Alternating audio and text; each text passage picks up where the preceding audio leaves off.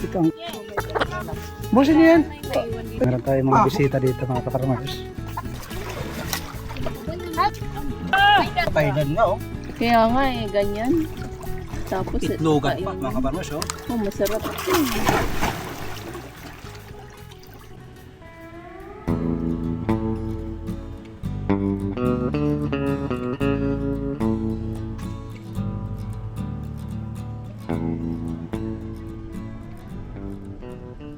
Farmers, dito kami sa gubat, namamasyal ni Mrs.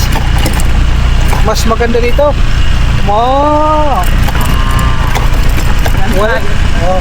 Wala ditong gastos.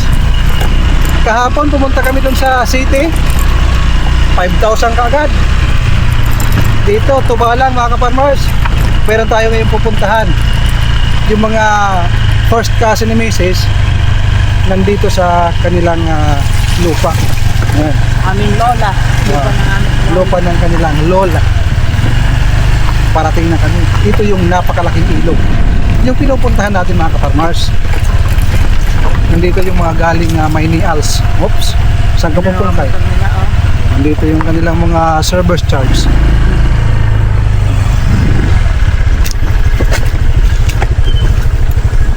Dami nakaparking ha. Wala namang tao. Sa lubata. Parang nandun sa sapa. Wala naman tubig, no? Lumalabig Walang tubig. ang gabi. Hindi na. Col! Col! Ito yung gusto kong itanim dun sa ating triangle farmhouse. Para siyang bilanghoy. Lumalaki ho ito.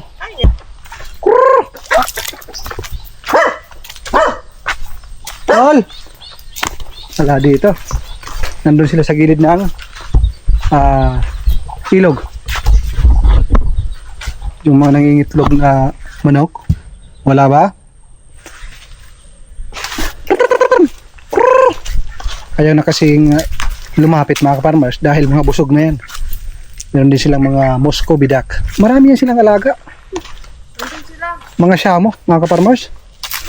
Busog na kasi oh, pinakain kaya ayaw nang lumapit. Tara, tuloy tayo dun sa kanilang party. Dito yung isang baka. Ano, nanonawag ka or baka umaya, tirahin mo ako. Hindi na tulad ng dati. Ano ito? May pag-asa pa ba? Mga kaparmers, dito kami sa gilid ng ilog. Huwag lang uulan. May mga pinsan.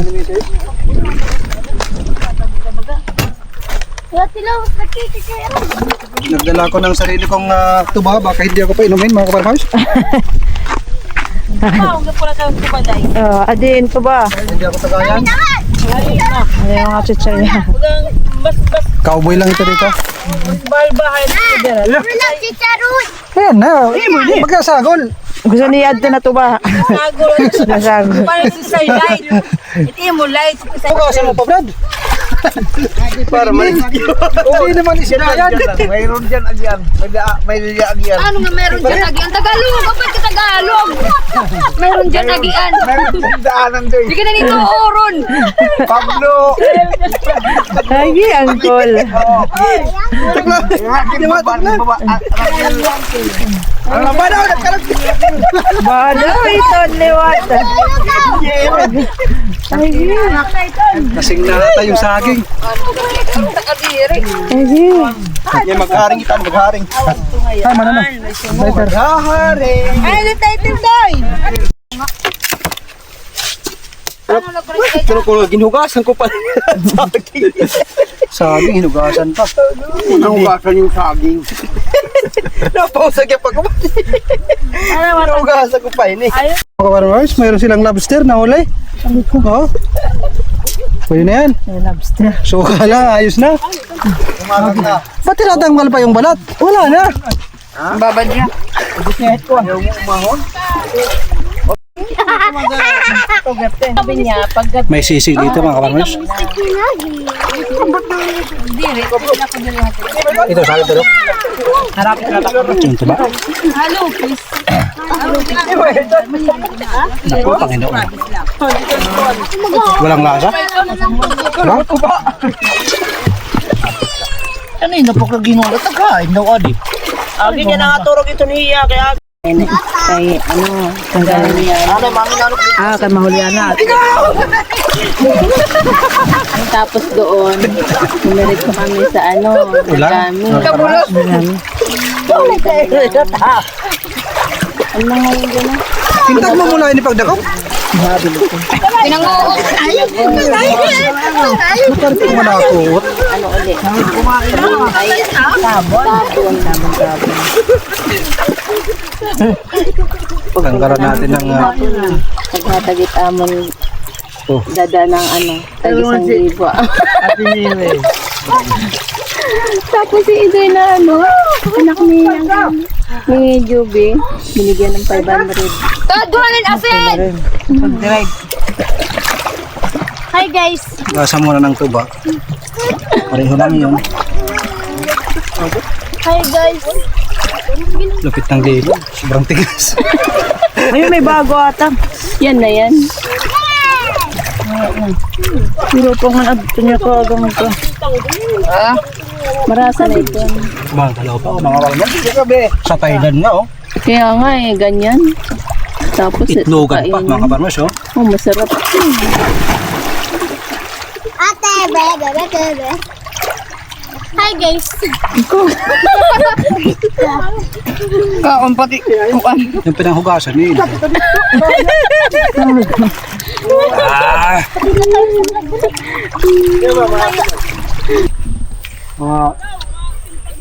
Kiss. Ang dami ditong baka. Doon sa kabila, yun yung napakarami doon. Ito, pailan-ilan lang dito. Napakaraming kangkong dito mga kaparmers. Kung gugustuhin natin, pwede tayong kumuha ng libre. Ayan oh. Yan, napakarami yan. Bawat gilid. Kahit doon sa kabila, may mga tubig dyan. Mga kangkong din yan mga kaparmers. Napakalawak ng ilog na ito. Ilang kalabaw na yung tinangay dito at ilang baka na.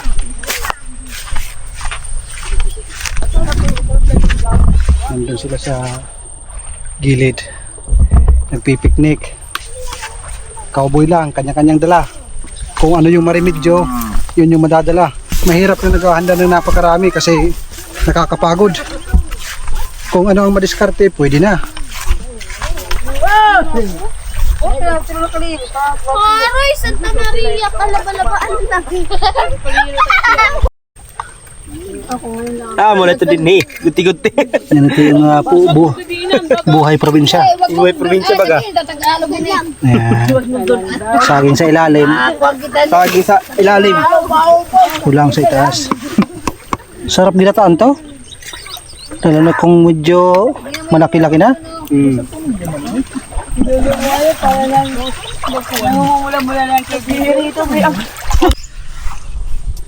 Diyan yung mga alagang manok kanina kung saan tayo dumaan. Ito yung pisto ng hideout ngayon kung saan nandun nagtitipon-tipon. Sa pag-akyat mga kaparmers, merong malaking fish pond. Ayan. Napakaraming haluan ito. Haluan, tilapia, halo-halo lang mga kaparmers. Ang kanilang harvest dito every pista. Dito nyo mga kaparmers. Malikot yung tubig.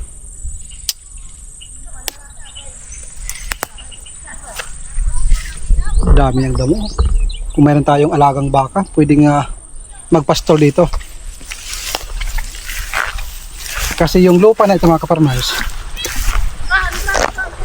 ang may hawak nito is yung kapatid ni Papa.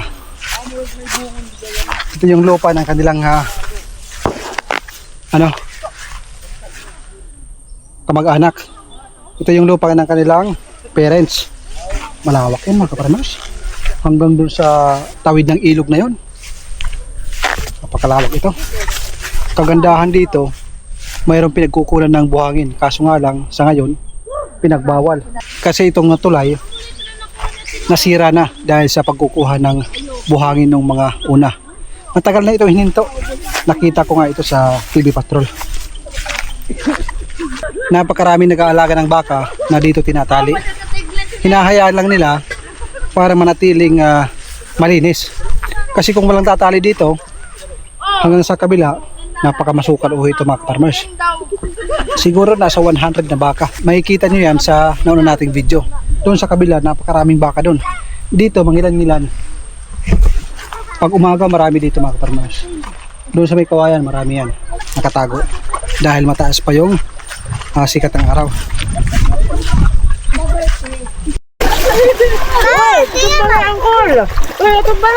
Tumba nga nalangoy. Nalangoy. Hi guys! Ano din yung nakasirula? Pila ka ba ito? Papel na ito na. Ay, pagpaso lang na ito. Kami nga tadan. Kurit! May daton. May daton. Kadiyan. Mga ka-farmers, yung ulo na tinanggalan ng Sina cowboy. Wadaw. Wala templado nga daan tala diwan. yan, ano naman dito oh. Ada man sibuyas na din. Masarap yan, marami sibuyas. Titinan natin. Sibuyas, katapos luya, katapos luya. Yan ang buhay sa probinsya mga ka-farmers.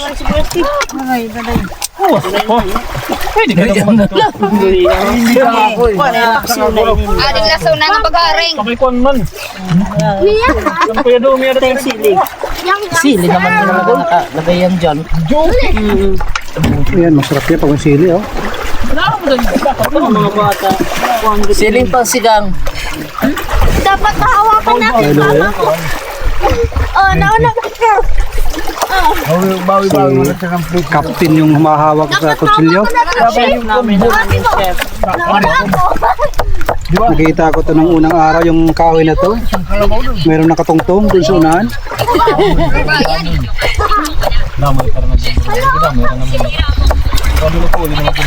Ano? Kumusta ang riprap? Bumabagsak kasi yung ano, bumabagsak yung buhangin. Sige, bagahin ko na okay pa. Ngayon okay pa. Balik-balik. Okay. Kadang. Sibuyas mo? Wala sibuyas? Sorry na, ubus na. Malalaw ko ng sibuyas.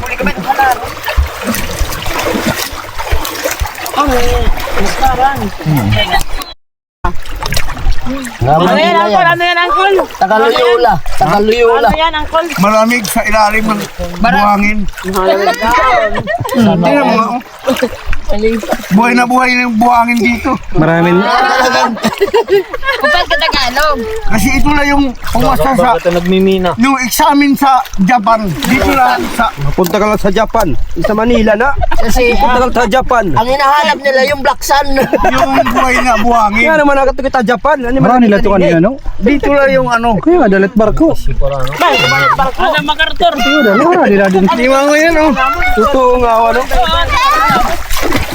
Lumalamig agad, oh. Yung Yari. Dumating yung may-ari ng baka. Ayan oh.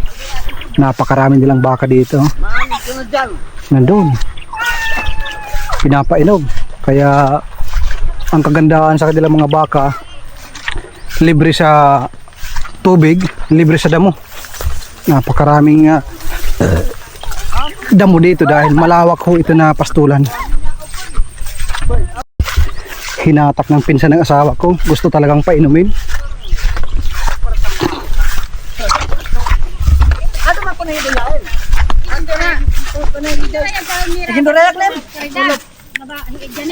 Yung kulay ng buhangin, no? Kakaiba. Bata, kadamo man ito. Ano lang? Pinaglalagaan. Daming alaga, eh.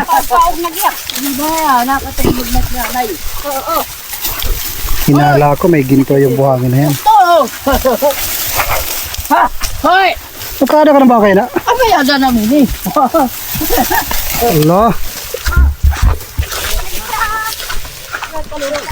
Isang batch pa lang yan mga kaparmers. Magsasaka kung tawagin. Pero sa likod niyan, milyonaryo. Marami pang baka yan doon sa tawid ng ilog.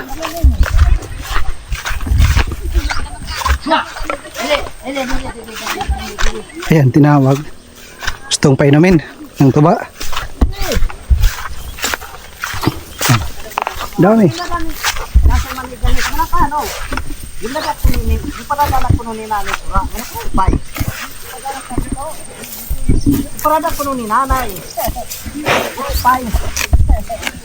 Ganda talaga ng baka mga kaparmers dahil matibay sa araw, tibay sa init to.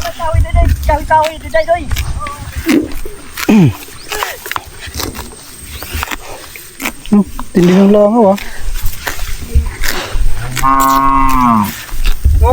Ano mo ah? Sa 2, 3, 4, 5, 6, 6. Malaking pira din yan.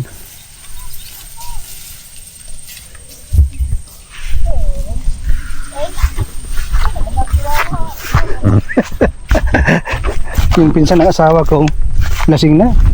Kinakausap na yung baka. Ang hirap niya pag sumagot. Pag alis ko, dumating na si Rayjan. Yun po yung aking partner doon sa aking triangle house, doon sa ating farm. Dumating na siya. Pag makauwi tayo ng mas maaga, pupunta kami ni Mrs. doon. Mag-alas 4, hindi. Alas 4:07, mga kaparmas. Tuloy pa rin yung tuma dito sa gilid ng ilog. Huwag lang babaha. Kasi ang ilog na ito, kahit tirik ang araw, biglang bumabaha ng malakas. Panghuli ka nito sa motor mo. Panghuli nga nito. Ito yung kit na maka. Hap! Hello, hello, hello, hello! No!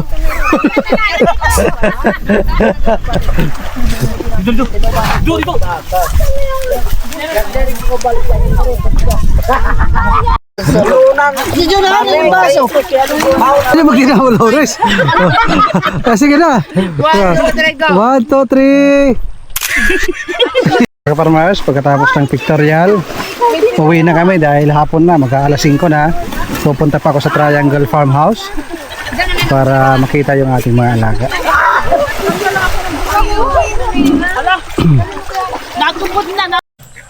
Huwag maingay. Hingi tayo ng hinog na papaya mga kaparmers. Favorite yan ng mga ating mga heritage chicken. Ito.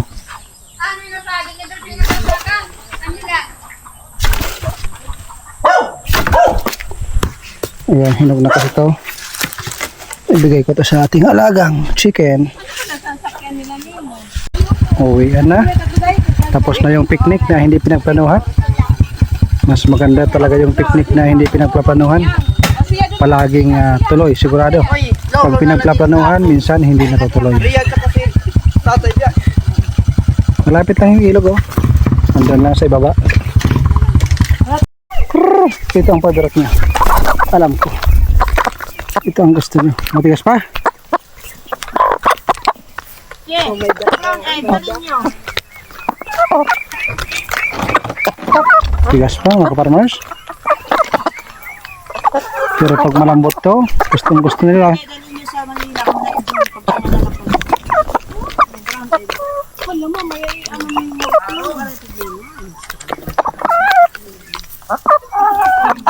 Yan lang ha, busin nyo yan. Ito ko ilalagay.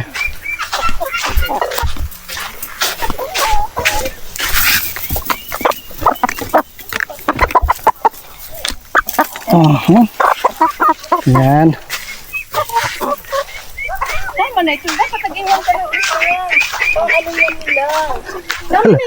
Alam ni ate ah. Tama nga, ganun niya yun. Kasi pag makita nila yan, dyan sila maingit lang. Tama na ito. Tama na ito doon. Si Lino, bigyan natin. Tsaka yung asawa niya. Ayun sila. Busin nyo yan. May maiwan dito. Eh, walang problema kahit wala. Sanay yan sila. Busin mo. Tama na ito. Eh, busin ito. Tsaka natira Lino. Busin ito. Ito ako pikin ko. Ato na ako ano? Wild duck. Ito ka doon. Kinulong ko. Ayan, meron tayong mga bisita dito mga kaparmers. Namoy ko eh. Sumilip sa ating alaga. Ang dami no.